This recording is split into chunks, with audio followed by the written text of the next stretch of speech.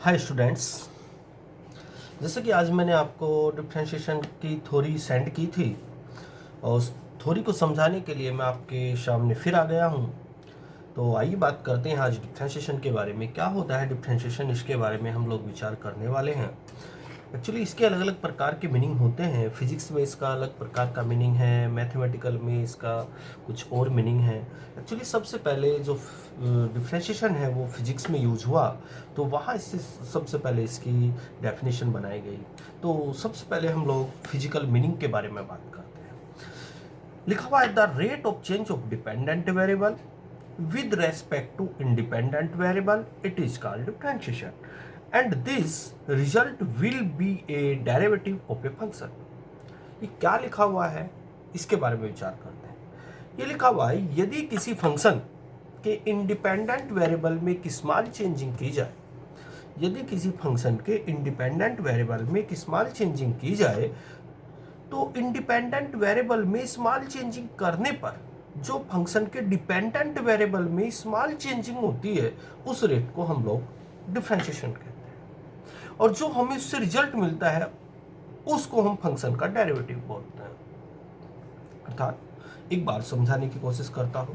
यदि किसी फंक्शन के इंडिपेंडेंट वेरिएबल में स्मॉल चेंजिंग की जाए, तो जो फंक्शन के डिपेंडेंट वेरिएबल में स्मॉल चेंजिंग होती है तो उस रेट को हम लोग डिफरेंशिएशन कहते हैं, और जो उससे हमें रिजल्ट मिलता है उसको हम फंक्शन का डेरिवेटिव कहते हैं। सर जो आपने बताया वो समझ में नहीं आया, आप इसको एग्जाम्पल के तौर पे बताइए। चलो हम इसको एग्जाम्पल के तौर पे आपको समझाने की कोशिश करते हैं।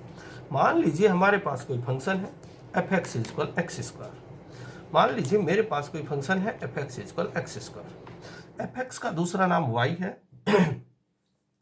मान लीजिए मेरे पास कोई फंक्शन है F X is equal X square plus one.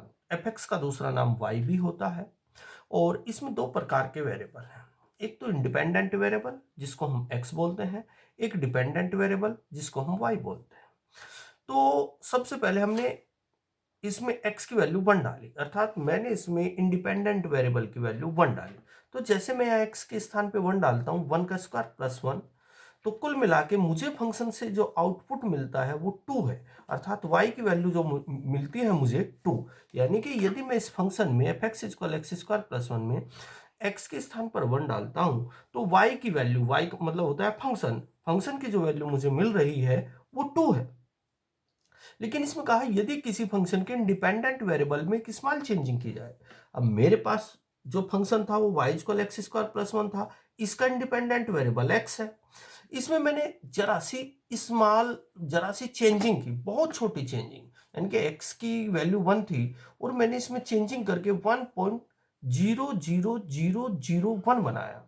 तो वो वैल्यू मैंने इस फंक्शन में डाली, तो y इक्वल क्या मिला, 1.00001 का होल स्क्वायर प्लस 1। इस सारे को ओपन करेंगे तो ये वैल्यू मिलेगी प्लस 1, इसको ऐड करेंगे तो 2.000200001 मिल जाएगा। यानी कि जब आपने x की वैल्यू 1 डाली थी तो 1 मिला था, y की वैल्यू यानी कि x की वैल्यू 1 डाली तो y की वैल्यू 2 मिली थी। लेकिन अगर आपने इस फंक्शन के अंदर x की वैल्यू में थोड़ा सा चेंजिंग किया तो y की वैल्यू मुझे ये मिली। तो मैंने कहा था उस रेट को डिफरेंशिएशन कहते हैं। रेट का मतलब यहां change in y upon change in x से है, यानी कि जो y की वैल्यू में चेंजिंग आई और जो x की वैल्यू में चेंजिंग आई, अगर हम उसका रेशो निकालें वहां रेट से मीनिंग होता है। तो y की वैल्यू क्या है चेंज होने पर, 2.000200001, और जो पहली y की वैल्यू थी वो ये, यानी कि y की वैल्यू में जो चेंजिंग आया ये बाद वाली वैल्यू है, ये पहले वाली वैल्यू है। चेंजिंग का मतलब बड़े वाली वैल्यू में से छोटे वाली सब्ट्रैक्ट की गई। इसी प्रकार x की वैल्यू में भी चेंजिंग किया गया, 1.0001 -1। कुल मिला के मेरे पास जब इसको इसमें से सब्ट्रैक्ट करता हूं 0.000200001 अपॉन 0.00001, अर्थात 2.0001, यानी कि ये जो वैल्यू मुझे मिली वो अप्रोक्सीमेट 2 मिली। इसका मीनिंग ये हुआ यदि मैं इस फंक्शन का डेरिवेटिव निकालूं और उसमें x की वैल्यू 1 डालूं तो वो मुझे 2 मिलने वाला है। वो मुझे क्या मिलने वाला है 2। अर्थात यदि मैं इस फंक्शन का डेरिवेटिव निकालूं, डिफरेंशिएशन करूं और डिफरेंशिएशन करने के बाद उस फंक्शन में मैं x की वैल्यू 1 डालूं तो जो मुझे मिलेगा वो इस फंक्शन का डेरिवेटिव होगा 1 पर। अब इसको एग्जांपल के तौर पर आगे बढ़ने की कोशिश करते हैं। मेरे पास जो फंक्शन था y = x² + 1 था। अगर मैंने इसका डिफरेंशिएशन किया, जो आपने 11th क्लासेस में सीखा होगा, dy/dx, x² का डेरिवेटिव 2x होता है। अब अगर इस फंक्शन में x की वैल्यू मैं 1 डालूं, अगर मैं x की वैल्यू 1 डालूं, डाल के देखो 2 × 1 2, तो मुझे 2 मिला, जो कि मैंने कैलकुलेशन के दौरान सिंपल मेथड से निकाला था, जो बेसिक मेथड कहा जाता है, वो 2 था। अब अगर मैं डिफरेंशिएशन के मेथड से निकालता हूं, वो 2 था। अर्थात डिफरेंशिएशन क्या होता है? डिफरेंशिएशन होता है यदि किसी फंक्शन के, ये मेरे पास फंक्शन है, इस फंक्शन के इंडिपेंडेंट वेरिएबल में एक स्मॉल चेंजिंग करने पर जो फंक्शन के डिपेंडेंट वेरिएबल में स्मॉल चेंजिंग होती है, उस रेट को मतलब यहां रेशो से है, उस रेट को हम डिफरेंशिएशन बोलते हैं।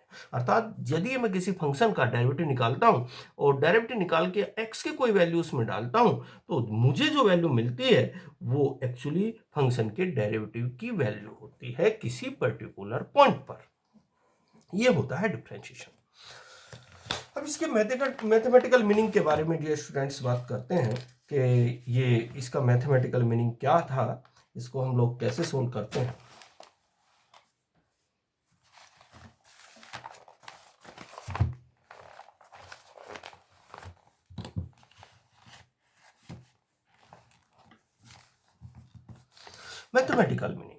मैथमेटिकल यानी कि इसका मैथमेटिकल मीनिंग क्या है डिफरेंशिएशन का? इसका दूसरा नाम एबी इनिशियो मेथड या फर्स्ट प्रिंसिपल मेथड के नाम से इसको जाना जाता है। सिंपल वे में बात करते हैं, हमने क्या लिया था, हमने कोई फंक्शन लिया था। मान लीजिए मेरे पास कोई फंक्शन y = fx है। इस फंक्शन में यदि मैं x की वैल्यू में यानी कि इंडिपेंडेंट वेरिएबल में एक स्मॉल चेंजिंग करता हूं, पहले मेरे पास x था, इस x में मैंने थोड़ा सा चेंज किया, x से मैंने इसको डेल x बनाया। अगर मैं x की वैल्यू में चेंज करता हूं तो आपने पीछे देखा तुरंत y की वैल्यू में भी चेंज होता है। पहले y की वैल्यू में चेंज होके सपोज करो डेल y आया, यानी कि x की वैल्यू में चेंज किया, डेल x भी small change in x and del y भी small changing in y, then तब मुझे फंक्शन क्या मिलेगा? y मेरे पास ये फंक्शन था, मैंने इसमें y में थोड़ा सा चेंज किया तो y + डेल y, तुरंत x की वैल्यू में भी चेंज हुआ। पहले x की वैल्यू में चेंज हुआ, सॉरी, फिर y की वैल्यू में चेंज हो जाएगा, x की वैल्यू में x + डेल x हुआ, y की वैल्यू में y + डेल हुआ। तब क्या हो जाएगा? Change in y upon change in x। y की वैल्यू में चेंज, ये बाद में आने वाली y की वैल्यू है और ये पहले ही y की वैल्यू है, तो चेंज इन y का मतलब y + डेल y में से y सब्ट्रैक्ट हो जाएगा। इसी प्रकार x + डेल x में से x सब्ट्रैक्ट हो जाएगा। आगे change in y upon change in x, y + del y की वैल्यू रख दीजिए fx + del x, minus y की वैल्यू रख दीजिए fx, x + del x minus x से x कैंसिल हो जाएगा, del x। Change in y यानी कि चेंज इन y कौन था? डेल y, यहाँ देखो डेल y, तो del y। Change in x कौन था? चेंज इन x तो डेल x था। अब del y upon del x मिला। अब del y upon del x, fx + del x minus fx as it is, del x as it is. अब del x बहुत छोटी वैल्यू थी, जो छोटी वैल्यू होती है वो टेंड्स टू 0 होती है, तो मैंने इधर भी लिमिट ली और इधर भी लिमिट ली। लिमिट डेल x अब tends to 0, del y upon del x, इसका limit del x tends to 0, fx + del x minus fx upon del x। Actually limit del x tends to 0, del y upon del x को हम लोग dy/dx बोलते हैं, यानी कि इस सारे को हम बोलते हैं dy/dx, और dy/dx का दूसरा नाम f' भी है। तो एक्चुअली ये f' हुआ। अब यहाँ dy/dx रखा, लिमिट एज इट इज रखी, ये जो रिजल्ट मुझे मिला है, अब चाहो तो आप इस फार्मूले को अच्छा बनाने के लिए डेल x के स्थान पर h डाल दीजिए। तो यहाँ डेल x के स्थान पर मैंने h डाला, fx + डेल x के स्थान पर h रखा गया, minus fx as it is, del x के स्थान पर h रखा गया। अब ये जो रिजल्ट मिला है ये आपका फर्स्ट प्रिंसिपल मेथड के नाम से जाना जाता है। किसी भी फंक्शन का जो फार्मूला तैयार किया जाता है, फंक्शन का डेरिवेटिव जो हम लोग निकालते हैं, वो इसी फार्मूले से सारे के सारे फार्मूले बनाए जाते हैं। एक्चुअली y इक्वल मान के चलो, मैं एग्जांपल के तौर पे इसको समझाने की कोशिश करता हूँ। मान लीजिए मेरे पास कोई function y equal sine x है। अगर मैं कहूँ इस फंक्शन का डेरिवेटिव क्या है, तो आप कहोगे कि सर साइन एक्स का डेरिवेटिव तो कोस एक्स होता है। तो ये साइन एक्स से कोस एक्स कैसे बनता है, इसी रूल से सब कुछ बनता है। तो इसका डेरिवेटिव निकालने की कोशिश करते हैं। मान लीजिए मेरे पास कोई फंक्शन है y इक्वल साइन एक्स, इसको मैंने इक्वेशन नंबर 1 माना। मैंने y की वैल्यू में चेंज किया, y पहले y था तो चेंज करने पर y प्लस डेल वाई हो जाएगा। x की वैल्यू में चेंज हुआ, x प्लस डेल एक्स। ये इक्वेशन नंबर 1, ये इक्वेशन नंबर 2। फिर वही बात, change in y upon change in x, अर्थात change in y upon change in x। Change in y अर्थात यहाँ y plus del Y minus Y, Y plus del Y minus Y. मैंने यहाँ value short करके रख दी है। y plus del Y की value sine x plus del X है, माइनस साइन एक्स वाई की वैल्यू है। इसी प्रकार change in X, change in X का मतलब X plus del x minus X, X से एक्स कैंसिल आउट हो जाएगा। अब नीचे del X, del Y upon del X. लेकिन आगे आप जैसे देखेंगे हम यहाँ तक आ चुके हैं, इसमें डेल एक्स क्या है, डेल एक्स बहुत छोटी वैल्यू है, इसलिए डेल एक्स क्या हो जाएगा, del x tends to zero हो जाएगा। तो मैंने क्या किया, del x tends to zero किया, del x tends to zero किया। Del y by D x is equal, इधर भी del x tends to zero के लिए किया। Sine x plus del x minus sine x upon del x, limit del x tends to zero. Del Y upon del x को हम d Y by D x कहते हैं, पीछे फार्मूले में भी समझाया था। इसमें मैंने sine C minus sine D का फार्मूला लगाया। Sine C minus sine D होता है 2 cos C plus D by two, C plus D by two into sine C minus D. यानी कि ये formula sine C minus sine D का formula use करेंगे तो आपको इतना सब कुछ मिल जाएगा। साइन डेल एक्स अपॉन यहाँ जो 2 था मैंने वो नीचे शिफ्ट किया। Sine del x by two upon del x by two, सारी की वैल्यू 1 हो जाएगी। अब del x tends to zero, del x की वैल्यू 0 डालेंगे तो ये वाली पार्टी 0, सिर्फ कोस एक्स बचेगा। तो D Y by D X equal cos X. यानी कि हुआ क्या है, डिफरेंशिएशन होता क्या है, the rate of change of independent variable, it is called differentiation. यानी कि यदि किसी फंक्शन के इंडिपेंडेंट वेरिएबल में एक स्मॉल चेंजिंग की जाए तो जो फंक्शन के डिपेंडेंट वेरिएबल में स्मॉल चेंजिंग होती है उस रेट को हम लोग डिफरेंशिएशन कहते हैं। ये बात मैंने आपको फिजिकल मीनिंग में भी समझाने की कोशिश की, यहाँ समझाने की कोशिश की। फिर यही बात मैंने आपको फार्मूले मैथमेटिकल मीनिंग में समझाने की कोशिश की। इसी डेफिनेशन से the rate of change of dependent variable with respect to independent variable, it is called differentiation. इसी डेफिनेशन के आधार पर मैंने ये प्रूव किया कि यदि मेरे पास कोई function y equal sine x है और उसका मैं डेरिवेटिव निकालता हूँ बाय डेफिनेशन, तो वो मुझे cos x मिलता है। वो मुझे क्या मिलता है, cos x।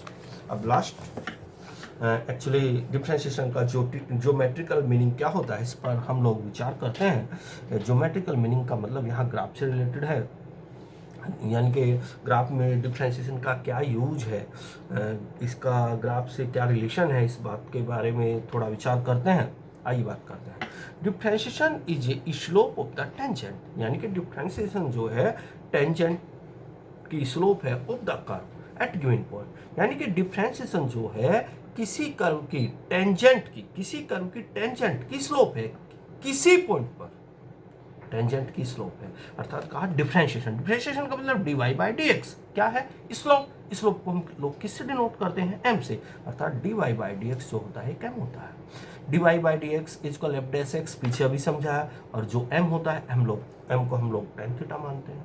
तो ये की सारी कहानी जो बनी हुई है डेफिनेशन से बनी हुई है। यानी कि डिफरेंशिएशन एक प्रकार का स्लोप होता है, यदि हम उसमें एक्स की कोई वैल्यू डालें तब हमें स्लोप मिलता है, और डिफरेंशिएशन को एफ डैश एक्स कहते हैं। यानी कि D Y by D x is equal F dash X is equal M is equal tan theta. ये तीनों चारों की चारों बातें की।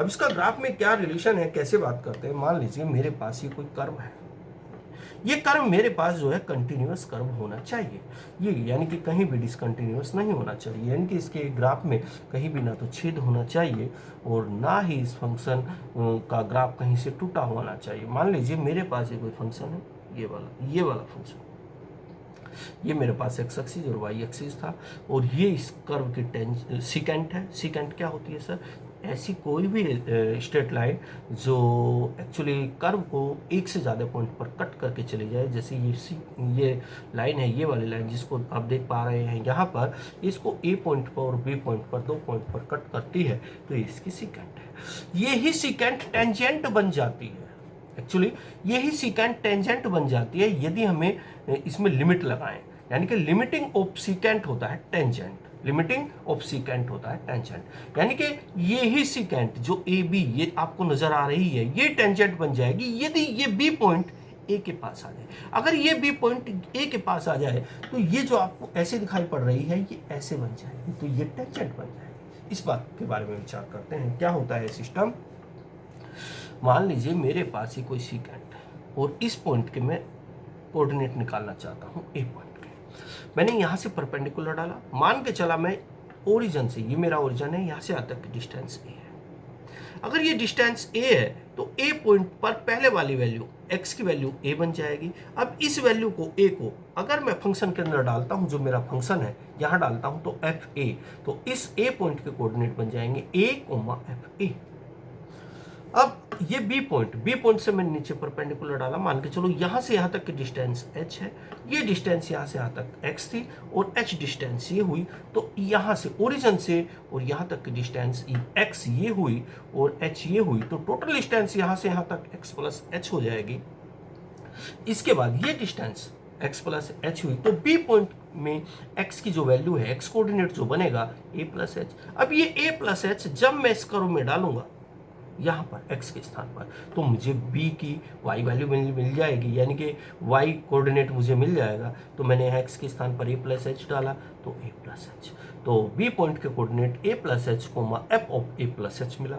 इसके बाद अगर मैं बात करता हूँ स्लोप ऑफ ए बी की, अगर मैं ए बी जो सीकेंट थी इसकी स्लोप निकालना चाहता हूँ, तो स्लोप निकालने के लिए हम लोग क्या क्या करते थे, याद कीजिए, y2 ये x1 ये y1 ये x2 ये y2, स्लोप के लिए स्लोप ऑफ ए बी यानी कि M A B, slope of A B हुआ करता था ये x1 ये y1 ये x2 ये y2, y2 minus y1 upon x2 minus x1, अर्थात y2 minus y1 upon x2 minus x1, F of A plus H minus F A upon A plus H minus, यानी कि y2 minus y1 upon x2 minus x1, ये x1 ये y1 ये x2 ये y2। अब f of a plus H minus F E as it is, a से a cancel out h। ये slope किसकी आई है, एक्चुअली डियर स्टूडेंट्स ये जो स्लोप आई है ये ए बी की आई है, लेकिन हमें तो स्लोप किसकी निकालनी थी, टेंजेंट की। तो अगर मैं सीकेंट में लिमिट लगाऊं, लिखा हुआ ना लिमिटिंग ऑफ सीकेंट, अगर मैं सीकेंट में लिमिट लगाता हूं तो जो मुझे स्लोप मिलती है वो तुरंत टेंजेंट की हो जाती है। यानी कि अब स्लोप मैंने ए बी की निकाली, अगर मैं इसकी लिमिट लूँ, अगर मैं इसकी लिमिट लेता हूं, लिमिट लेने का मतलब कि ये डिस्टेंस ये h ये तो बिल्कुल फिनिश हो जाए, h टेंस टू 0 हो जाए और ये b point tends to a हो जाए, यानी कि यदि ये b पॉइंट a के पास आ जाए और ये वाला पॉइंट यानी कि डिस्टेंस जो आपको यहाँ नजर आ रही है, अगर ये h ये 0 हो जाए, टेंस टू 0 हो जाए और ये b पॉइंट यहाँ आ जाए, तो ये बन जाएगी सीकेंट के से टेंजेंट। आगे मैंने बिल्कुल ऐसे ही किया है।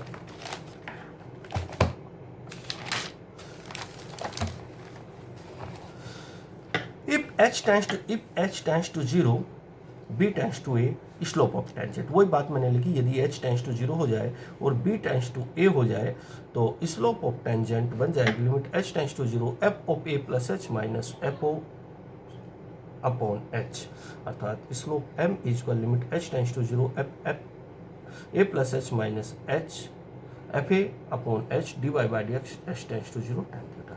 इसको हम जो कि फर्स्ट प्रिंसिपल मेथड मैंने यहाँ आपको मैथमेटिकल मीनिंग की डेफिनेशन से समझाया था डियर स्टूडेंट्स, वही बात मैंने यहाँ ज्योमेट्रिकल मीनिंग से भी समझाने की कोशिश की है। ये रहा हमारा ज्योमेट्रिकल मीनिंग, यानी कि ज्योमेट्रिकल मीनिंग ये कहता है यदि मैं किसी फंक्शन का डिफरेंशिएशन करता हूँ तो मुझे फंक्शन का डेरिवेटिव मिलता है, और अगर फंक्शन के डेरिवेटिव में अगर मैं x की कोई वैल्यू डालता हूँ, जैसे मैंने यहाँ a डाली है, तो जो फंक्शन से मुझे आउटपुट मिलता है वो उस फंक्शन की टेंजेंट का स्लोप होता है, वो उस फंक्शन की टेंजेंट का स्लोप होता है। Other graph for not differentiation, यानी कि कुछ ऐसा नहीं कि हम सभी फंक्शनों की डिफरेंशिएशन कर सकते हैं, सभी फंक्शन डिफरेंशिएशन नहीं होती है स्टूडेंट्स, उन फंक्शनों के डिफरेंशिएशन नहीं होते हैं जिस पर्टिकुलर पॉइंट पर फंक्शन में ग्राफ बना हुआ हो, फंक्शन में एक शार्प कॉर्नर बना हुआ होता है। जैसे कि ये मैंने ग्राफ बनाया है डियर स्टूडेंट्स, ये मोड ऑफ साइन एक्स का ग्राफ है। वक्त आने पर आपको ये भी बताया जाएगा कि साइन एक्स के मोड का ग्राफ कैसे बनता है, जैसे कि ये मोड ऑफ साइन एक्स का ग्राफ है। तो जहाँ जहाँ इसमें शार्प कॉर्नर बना हुआ है वहाँ ये फंक्शन नॉट डिफरेंशिएबल होगा। अर्थात 0 पे नॉट डिफरेंशिएबल, 0 पे यहाँ नॉट डिफरेंशिएबल, यहाँ 0 पे नॉट डिफरेंशिएबल, ये पाई पे नॉट डिफरेंशिएबल, 2 पाई पे नॉट डिफरेंशिएबल, 3 पाई पे नॉट डिफरेंशिएबल, 4 पाई पे, इस प्रकार माइनस। ये जहाँ से देखो यहाँ शार्प कॉर्नर बना हुआ है 0 पे, पाई पे, इन सभी पॉइंटों पर ये फंक्शन नॉट डिफरेंशिएबल होता है। सर नॉट डिफरेंशिएबल का मीनिंग क्या होता है? नॉट डिफरेंशिएबल का मतलब होता है एक पॉइंट पे अगर एक से ज़्यादा टेंजेंट प्राप्त कर रहा हूं तो हम लोग बोलते हैं कि फंक्शन इस पॉइंट पर डिफरेंशिएबल नहीं है। अगर मैं 0 पे देखता हूं तो 0 पे एक टेंजेंट ये हो जाएगी, एक टेंजेंट ये हो जाएगी, यानी कि 0 पे मैं 2 टेंजेंट प्राप्त कर रहा हूं तो एक टेंजेंट तो डियर स्टूडेंट्स ये हो जाएगी, एक टेंजेंट ये हो जाएगी। इसका मीनिंग यूनिट टेंजेंट मेरे पास नहीं है, 0 पे मेरे पास 2 टेंजेंट है, इसलिए 0 पे फंक्शन डिफरेंशिएबल नहीं है। इसी प्रकार अगर मैं पाई पे देखता हूँ, पाई पे एक टेंजेंट ये हो जाएगी, एक ये हो जाएगी, तो यहाँ पाई पे भी 2 टेंजेंट हैं, यूनिट टेंजेंट मुझे नहीं मिली है, इसलिए ये फंक्शन पाई पर भी नॉट डिफरेंशिएबल है।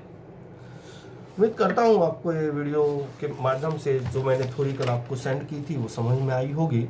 अब मैं कल आपको इस एक्सरसाइज के क्वेश्चन सोल्व करके भेजूंगा, वीडियो लेक्चर के माध्यम से भी सोल्व करूंगा। डियर स्टूडेंट्स, एक बात का ध्यान रखना है, जो भी थ्योरी मैंने आपको पढ़ाई है ये समझ में आए या ना आए ये फर्क नहीं पड़ता है, क्यों फर्क नहीं पड़ता है इस बात का। लेकिन हाँ, अगर मैं क्वेश्चन की बात करता हूँ, इस थ्योरी से क्वेश्चनों का कोई लेना देना नहीं है। थ्योरी, ये जो थ्योरी है क्वेश्चनों में कहीं भी यूज नहीं होती है। एक्चुअली ये थ्योरी सिर्फ आपकी नॉलेज को इंक्रीज करने के लिए मैंने आपको टीच की है। क्वेश्चन आपको कल से सोल्व करके मैं आपको भेजूंगा, वीडियो लेक्चर के माध्यम से ही सोल्व करने की कोशिश करूंगा। ओके बेटा, बाय।